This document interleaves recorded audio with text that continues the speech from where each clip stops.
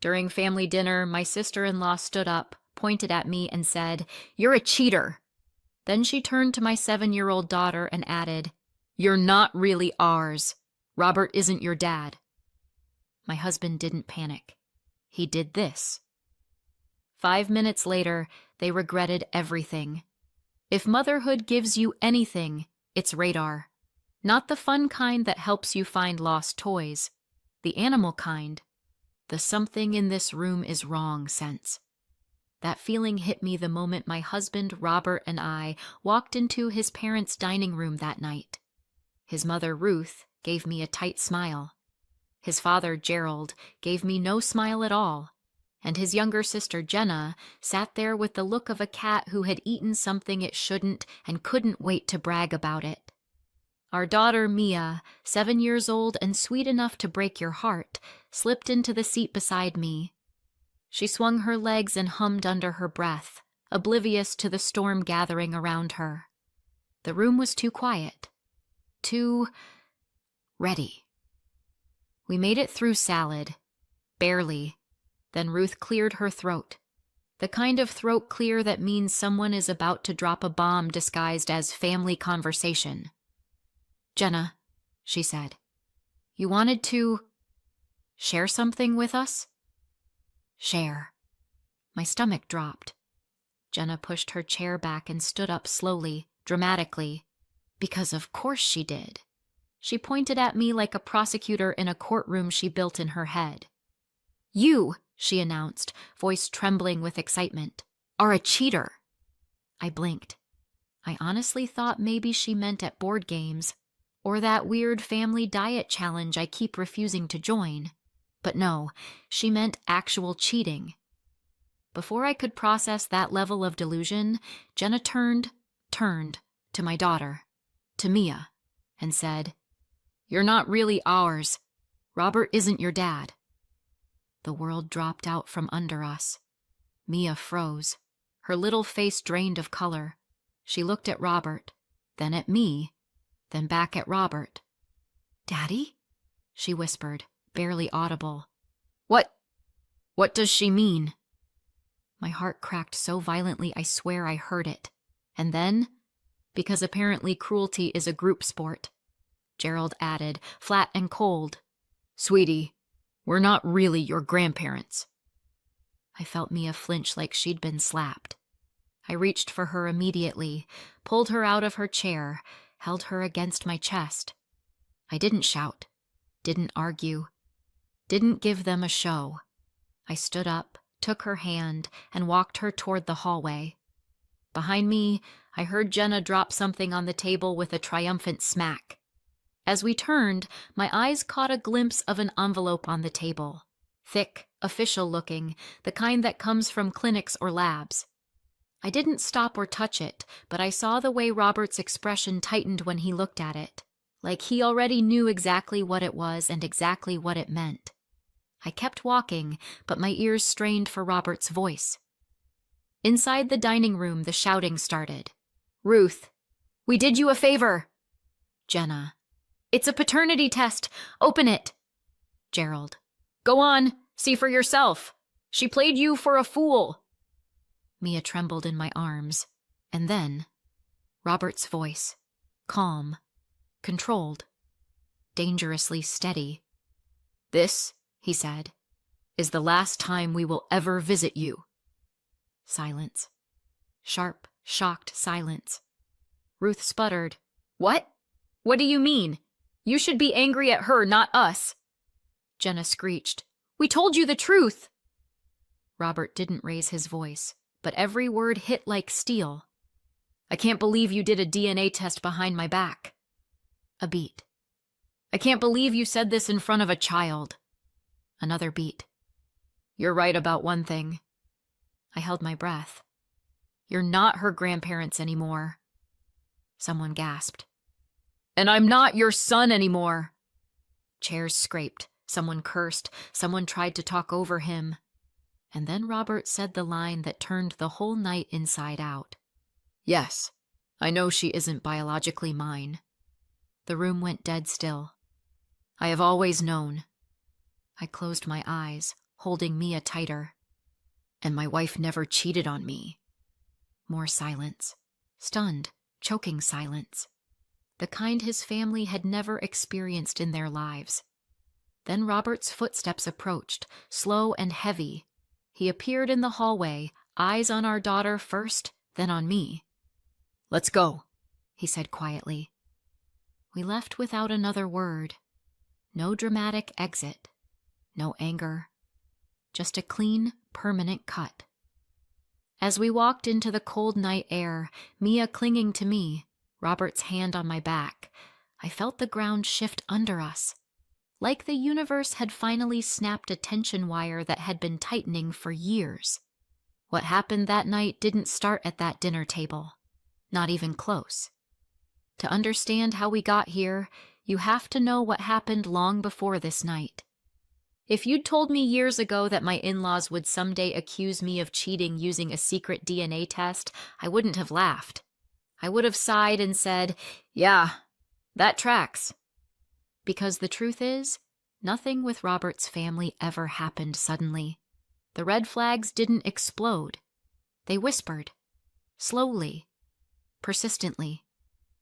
Until one day, you realize you've spent years pretending things were normal when they were anything but. When I first met Robert, he was 21, sweet in a quiet way, and had that earnest, slightly overwhelmed look of someone who tried very hard to be good at everything. I fell for him embarrassingly fast. Meeting his family felt like sitting at a table where everyone else had already chosen sides. His mother, Ruth, gave interrogation-level small talk. His father, Gerald, did the thing where every sentence started with, "Well, actually," and his younger sister, Jenna, was around 10 at the time, but already fluent in superiority. The very first dinner, Ruth leaned in and asked, "So, what exactly are your intentions with our Robert?" Our Robert. Like he was a family heirloom I was sneaking out of the display cabinet. She didn't stop there. She kept weaving in subtle jabs like a mosquito invisibly dive-bombing. "Oh, Robert is such a generous boy. I'm sure he paid for your meal. Girls your age can be expensive." Mind you, I had bought the groceries for that dinner, but when people are looking for a villain, they'll script the story themselves. Jenna, even as a middle schooler, took notes like an intern training for hostility. "Why do you let him buy you things?" she'd ask. "He bought me a $2 plastic keychain," I said once. "That adds up," she said, dead serious. Meanwhile, the actual financial foundation of the family was Robert. He'd put himself through community college with no help from Ruth and Gerald, then went straight into working full-time. And from the moment he got his first paycheck, his parents treated his income like it was part of their monthly budget. He called it helping. I called it mandatory tithing to the Church of Emotional Guilt. Still, we got married. We were happy. We built our own routines, our own little world, and the bi-weekly dinners with his parents became something I tolerated the way you tolerate dentist cleanings. Necessary, mildly painful, survivable. Then we started trying for a baby. Trying turned into tracking. Tracking turned into timing. Timing turned into 2 years of nothing. And then came the doctor's office. The too quiet room. The pause before the results. The soft voice delivering a hard truth. Robert would never have biological children. Not low chance. Not maybe someday. 0. My husband held my hand, squeezed once, and whispered, "Okay." And he meant it. But that okay lived in the back of my ribs for months. We talked. For hours. Days. Weeks. It came down to 3 choices. Stay child-free. Adopt. Use a sperm donor. In the end, we chose the donor. Not because it was easy, nothing about it was, but because it gave us the chance to build the family we wanted without waiting years in an adoption system held together with paperwork and prayers. So we made the decision. Quietly. Privately. Then we made another. We wouldn't tell Robert's family, not because we were ashamed, but because we knew they would use it like ammunition, weaponize it, whisper about it, turn it into a hierarchy of real versus not real. And the idea of Ruth or Gerald looking at our child and seeing something less than was unbearable. Then our daughter Mia was born. And oh, she was perfect. She looked like me. A lot like me. Which made sense, of course. But even then, Ruth couldn't help herself. She doesn't have any of Robert's features, she'd say, squinting. Funny that. Gerald once asked, half joking. Sure she's yours, Robbie. It took every molecule of self-control in Robert's body to stay calm. But the worst was Jenna, because she was old enough to know better and still chose cruelty. You guys spoil her, she'd say. Meanwhile, we bought her a bubble wand for $3. But in Jenna's mind, any dollar spent on Mia was a dollar stolen from her Royal College fund. And speaking of that, when Jenna graduated high school, she announced she was attending an expensive private university. Not community college. Not something modest. A school with a tuition bill that looked like a surgical procedure. Guess who she expected to pay? Not her parents. Nope. Robert. And he did. For 2 years, 2 full years, he paid her tuition. Not her housing, not her meals. She had to work part-time. But the tuition itself was massive. A generous, back-breaking gift. And what did Jenna say every time she visited? You're spending too much on your wife. You take too many vacations with Mia. If you didn't spoil your own family so much, maybe you could help your real family. Real family. Funny word now. Looking back, all the signs were there. All the resentment, all the entitlement, all the jealousy, and all the pressure to make sure their golden daughter got everything she wanted, even at the expense of ours. But nothing prepared me for the night when all those years of quiet poison finally erupted. And my 7-year-old learned the truth in the most brutal way possible. And that truth? That wasn't the end. That was just the beginning. If silence had a temperature, the drive home that night could have flash-frozen a lake. Mia sat in the back seat, small and rigid, staring out the window like she was afraid the darkness might stare back. Robert gripped the steering wheel with both hands, knuckles white. I kept glancing at her through the mirror, waiting for a question, a tear, a breath. Anything. Nothing. Just a little girl holding her whole world together with 2 trembling hands. When we got home, she walked inside like she was sleepwalking. She didn't run to her toys, didn't take off her shoes, didn't ask for a snack. She just stood in the hallway, waiting for someone to tell her what reality was now. Robert and I exchanged a look, the kind that says, okay, this is where we stop being shocked and start being parents. We sat with her on the couch. I took her hand. Robert took the other. Mia, I said softly, remember how we've told you that we wanted you for a very long time? She nodded. Well, Robert said gently, when Mommy and I were trying to have a baby, the doctors told us my body couldn't make babies the regular way, so they helped us. Mia blinked, watching him like she was trying to understand a foreign language spoken underwater. You grew in Mommy's tummy, he continued. You were always wanted. You were always loved. And you are my daughter. Now and always. And Mommy never cheated, I added, because that poison needed to be neutralized immediately. Daddy has always known how you were made. He never had a second of doubt. She didn't cry. She didn't ask anything. She just nodded once, quietly slipped off the couch, and walked toward her room. The door clicked shut behind her. Robert rubbed his face. I don't know if that was acceptance or emotional shutdown. Both, I said. Welcome to childhood trauma speedruns. We gave her space. She needed it. We also needed a moment to breathe because the chaos wasn't over. It was just getting started. Robert walked into the office and sat down at his computer, his face set in a way that left no room for negotiation. Calm, steady, done. He opened the banking app. First click, cancel recurring transfer to Ruth and Gerald. Second click, cancel Jenna's tuition payment. Third click, shut down the extra debit card Jenna had been using. "Tara," he called from the office. "I'm cutting off everything. All of it." I walked to the doorway. "Good." He let out a short, shaky laugh. "Feels weirdly healthy."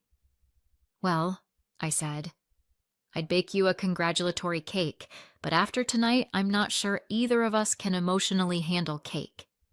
He leaned back in the chair, exhaling. "Honestly, this feels like the first decision I've made about them that actually makes sense." The next morning was quiet. Too quiet. Mia came out of her room holding a stuffed animal and asked if she could watch cartoons. No meltdown, no follow-up questions, just gentleness, fragility. I kept her close all day. Around noon, Robert's phone started ringing. Ruth and Gerald. He stared at the screen like it was something radioactive. "Tara," he said flatly. "They know about the tuition." He answered. The screaming started instantly. "How could you do this? Your sister needs this. You're ruining her future. We can't afford this without you. It's 2 days before the deadline." Robert held the phone an inch from his ear, expression blank. "I'm not paying anymore," he said calmly. "Robert, be reasonable," Gerald barked. "She can't study without your support." "She's 20, he replied. "She can take a loan, get a job, be an adult." Ruth practically shrieked. "You can't abandon family!" "You abandoned mine last night," he said. There was silence. Sharp. Ugly. Sizzling. Then the guilt-tripping began. "You're choosing her over us. You're brainwashed. You owe us. Your sister is counting on you." Robert hung up. Just hung up. No dramatic speech, no yelling, just a click. I walked over and kissed his cheek. "I'm proud of you." He looked startled. "I've never done that before," he admitted. "Hung up on them. Feels good though, right?" He let out a breath that sounded like he'd been holding it since childhood. "Yeah. Actually, yeah." Mia peeked around the corner. "Daddy? Are Grandma and Grandpa mad?" Robert crouched down to her level. "They're upset because they did something wrong," he said. "Not because of you." She nodded and went to her room without a word. Robert exhaled, leaning a shoulder against the wall like all the weight he'd been carrying finally slid into one place. We didn't even get 20 minutes before someone hammered at the door. Not frantic, not polite, just the kind of knock that says, "We're coming in one way or another." Robert's head lifted. "I'll get it," I said, already halfway there. I opened the door just a crack. Ruth and Gerald, faces tight, breathing hard. That self-righteous anger older people get when they feel they've been disrespected. "Let us in," Ruth said. Not a question. I stepped aside so the neighbors wouldn't have a front row seat. They walked in like the house belonged to them. Robert came into the hallway. His expression didn't change, but his whole posture did. "What are you doing here?" he asked. Gerald answered with, "You hung up on us." Robert didn't deny it. "Yes." Ruth's eyebrows shot up. "That's how you speak to your parents now?" "That's how I speak to anyone who crosses a line," he said. Ruth folded her arms. "We want an explanation. Immediately." Robert nodded once. "Fine. I canceled the tuition payments. I'm not paying anymore." Gerald blinked. "You what?" "You heard me." "You can't do that!" Ruth snapped. She needs that money. She's 20, Robert said. Plenty of adults figure it out. That's easy for you to say, Gerald said. You already had help when you were young. From who? Robert asked. Because it wasn't either of you. Ruth inhaled sharply. Don't be dramatic. We supported you in our own ways. You criticized Tara every chance you got, Robert said. You treated her like she was stealing from me when she was paying half our bills. You treated Mia like a guest. And now this. Ruth's lips thinned. Jenna made a mistake. I stepped closer. She told my daughter she wasn't family. She didn't mean it, Ruth insisted. She spoke without thinking. And you backed her, Robert said. Gerald shook his head. You're overreacting. You're letting emotions cloud your judgment. Emotions? Robert echoed. My daughter cried herself to sleep because of what you said. Ruth stiffened. We didn't say anything cruel. We simply told the truth. You told a 7-year-old that she wasn't really part of her family, I said. You think that's not cruel? Gerald took a step forward. Well, maybe if you hadn't lied about... Stop. Robert's voice turned low. Say what you want to say. Gerald swallowed, then said it plainly. You should have told us. Ruth added, We had a right to know that she isn't our granddaughter. Biologically. My breath stuck in my throat. That was the sentence that cracked the house open, because behind us, at the edge of the hallway, a small voice whispered, Daddy? Mia stood there, bare feet, wet hair, face pale. Her eyes flicked between all of us. They said, I'm not their granddaughter. Her voice broke on the last word. I didn't even think. I went to her, lifting her before her knees gave out. She clung to my shirt and started to cry, quiet, shuddering sobs that made her whole body shake. Ruth took a step toward her. Sweetheart, you misunderstood. We didn't mean... Don't, Robert said. His tone was level, not raised, but final. He walked toward us, putting a protective hand on Mia's back while she shook against me. Then he turned to his parents. You need to leave. Ruth blinked. Robert, listen. I'm done listening. Gerald's voice tightened. We came here to fix this. No, Robert said. You came here to justify yourselves. Ruth frowned. This is not how a son speaks to his parents. Robert didn't move. This is how a father protects his child. The sentence hung in the air like a closing door. Ruth's eyes flashed with insult. You would throw away your own family over a misunderstanding? You are the ones who threw us away, Robert said. The moment you made Mia believe she didn't belong. Gerald shook his head, stunned that he was losing control of the narrative. If we walk out that door, you won't be coming back, Robert finished. He opened the front door, holding it with steady hands. Please go. Ruth stared at him for a long few seconds, disbelief written across her face. But Robert didn't look away. Eventually, she stepped past him. Gerald followed. They walked to the car without another word. Robert shut the door, locked it, checked it twice. When he turned around, the anger in him was gone, replaced with something quieter and far heavier. He took Mia gently from my arms and held her against him, her small fists still gripping his shirt. It's okay, he whispered. You're okay. She cried until her breath slowed, until the tension melted out of her little body, until the only sound in the house was her soft sniffing. Robert didn't let go. He didn't say anything else. He didn't need to. Some choices explained themselves. Later, after she finally fell asleep, we stood in the doorway watching her breathe. Robert took my hand. This isn't the end of it, he murmured. You know that. I nodded. It wasn't. The week that followed was quieter than I expected. Not peaceful, just normal in a way we hadn't felt in years. Mia didn't ask about Ruth or Gerald again. She didn't bring up what she overheard. She didn't cry at bedtime. She just slowly returned to herself.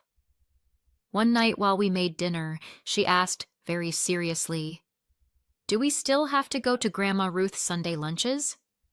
Robert froze with the spatula midair. I held my breath. Then she added, "Because I don't want to pretend to like her meatloaf anymore. It tastes like old socks." I choked on my drink. Robert actually laughed. A small, tired laugh, but real. "No," he told her. "No more Sunday lunches." "Good," she said, already moving on. "Can we have tacos instead?" Just like that, a weight shifted. In the evenings, she colored at the dining table while Robert caught up on work, and I finished my own tasks. Sometimes she'd wander over, lean against him, and ask what he was typing with that tiny, suspicious frown kids get. Sometimes she'd crawl into my lap and show me drawings of our little family, just the three of us, standing under a crooked sun. She didn't draw Ruth and Gerald in any of them, and I didn't ask why. A quiet week passed.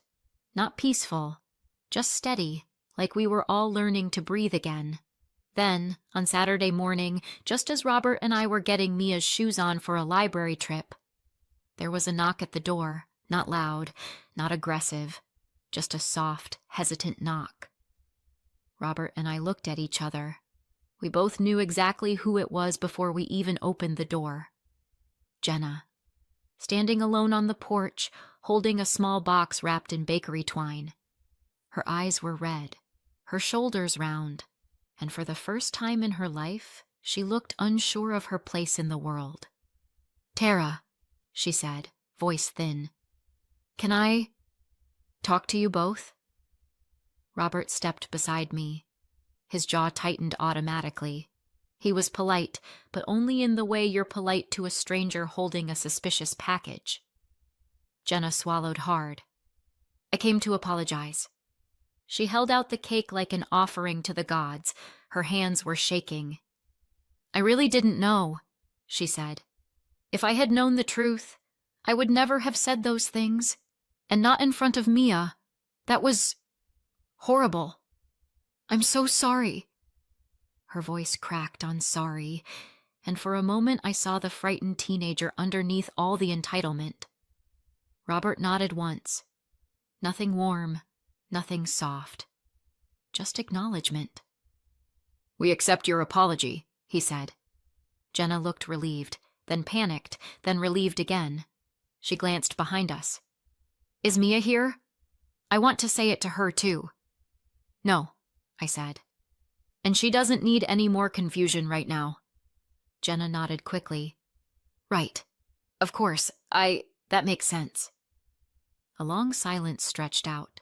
The kind people fill with fake small talk. But Jenna didn't reach for small talk. She reached for the real reason she came.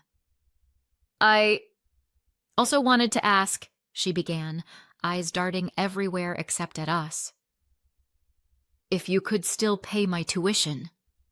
There it was. Robert didn't react. Not even a blink. Jenna kept going, words spilling out like she was trying to outrun her own desperation. "I can't afford it. Not even close. And if I don't pay, they'll drop me from the semester. I don't know what to do." She took a shaky breath. "Could you maybe just loan it to me? I swear I'll pay it back when I graduate, or when I get a job, or—" "No," Robert said. The word landed like a hammer. Jenna blinked, stunned. "No?" "No," he repeated. "I'm not paying anymore." She swallowed hard. "Okay, I get it. After everything that happened, it's complicated. But maybe just this semester? Just to get me through the transition." "No!" Her face twisted. "Please," she whispered. "I can't drop out. You don't understand. No one else can help me." I understand perfectly, Robert said. You're an adult. Adults figure things out. She looked like she'd been slapped. I didn't mean to hurt anyone, she said quietly. I didn't know. That's the problem, Robert cut in. You didn't know.